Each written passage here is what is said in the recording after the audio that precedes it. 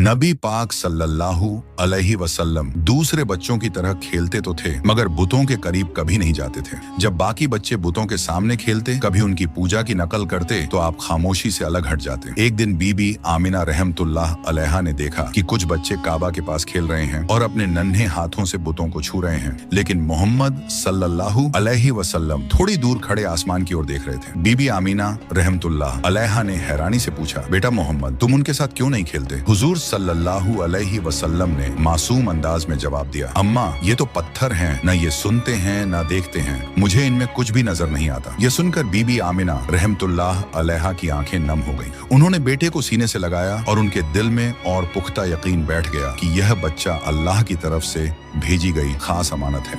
जब नबी पाक सल्लल्लाहु अलैहि वसल्लम 6 साल के हुए तो बीबी आमिना रहमतुल्लाह अलैहा ने फैसला किया कि वह बेटे को लेकर मदीना जाए। वहां उनके रिश्तेदार रहते थे और वह चाहती थीं कि हजरत मोहम्मद सल्लल्लाहु अलैहि वसल्लम अपने वालिद की कब्र की जियारत भी कर लें, जो मदीना में ही थी। सफर आसान नहीं था, रेगिस्तान की तपती हवा, ऊंटों की सवारी और लंबी दूरी, मगर मोहम्मद सल्लल्लाहु अलैहि वसल्लम की आंखों में अजीब सा सब्र और हौसला झलक रहा था। वे मदीना में तकरीबन 1 महीने ठहरे। रिश्तेदारों से मुलाकात हुई। जब कब्र अब्दुल्लाह पर पहुंचे तो बीबी आमिना रहमतुल्लाह अलैहा ने कहा, बेटा, यही तुम्हारे वालिद की कब्र है, वह तुमसे बहुत मोहब्बत करते हैं। हुजूर सल्लल्लाहु अलैहि वसल्लम खामोशी से कब्र के पास खड़े रहे। मासूम आंखों से आंसू बहते रहे मगर जुबान से कोई लफ्ज न निकला। मदीना से वापसी पर काफिला अब्वा नाम की जगह पहुंचा। वहीं अचानक बीबी आमिना रहमतुल्लाह अलैहा बीमार पड़ गईं। बीमारी इतनी बढ़ गई कि चलना फिरना भी मुश्किल हो गया। उन्होंने अपने बेटे को सीने से लगाकर कांपती आवाज में कहा, बेटा मोहम्मद, शायद अब मैं तुम्हारे साथ न रह सकूं, मगर याद रखना, तुम कभी अकेले नहीं होगे। अल्लाह तुम्हारे साथ है। तुम्हें वो जिम्मेदारी मिलेगी जो दुनिया में किसी और को नहीं मिली।